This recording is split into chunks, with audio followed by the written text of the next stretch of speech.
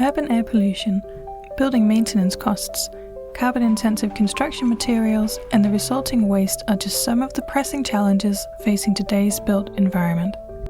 In this study, we explore a novel approach to building envelope design that integrates three powerful technologies: titanium dioxide photocatalysis, 3D concrete printing, and the recycling of construction and demolition waste.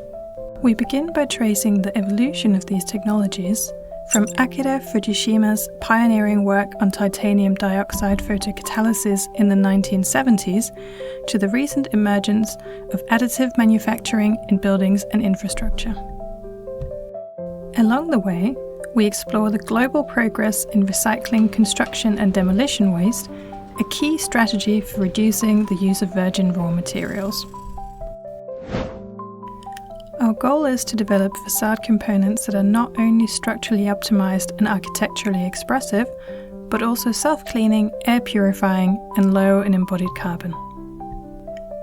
A similar design philosophy, though without the integration of 3D printing and recycled materials, has been applied to the facades of the Italian Pavilion in Milan and the Hospital Manuel Gea González in Mexico City, both of which showcase the potential of photocatalytic surfaces in urban environments. Using a three-phase methodology, we assess mixed designs tailored for 3D printing, evaluate photocatalytic activity through dye degradation tests, and simulate real-world conditions for air purification and fouling resistance. We also propose life cycle assessment tools to quantify environmental and health impacts. Evaluating the self-cleaning and air-purifying potential of building envelope components has become a frontier in sustainable construction. However, replicating real-world environmental conditions in the lab remains a formidable challenge. That's why we're turning to context-specific simulations, like accelerated algal fouling tests using Chlorella vulgaris, a species commonly found on Belgian facades due to the region's high humidity and rainfall. These tests allow us to assess how effectively photocatalytic materials can degrade biological contaminants over time. To address urban air pollution, flat-plate photoreactors are used to evaluate the removal of harmful gases under controlled light exposure. But the story doesn't end there.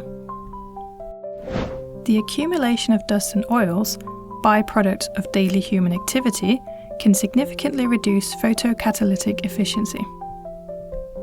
This makes weathering resistance and long-term environmental durability critical factors in the development of next-generation construction materials. This innovative perspective bridges the expertise of the civil engineering and architecture departments of Antwerp University, connecting insights from the nanoscale to the component scale to drive innovation in building facade design. By valorizing construction waste, enhancing urban air quality, and reducing embodied carbon, these advanced envelope components chart a promising path toward more sustainable and resilient urban futures. To learn more about the technical framework and practical implications, we invite you to explore the full article.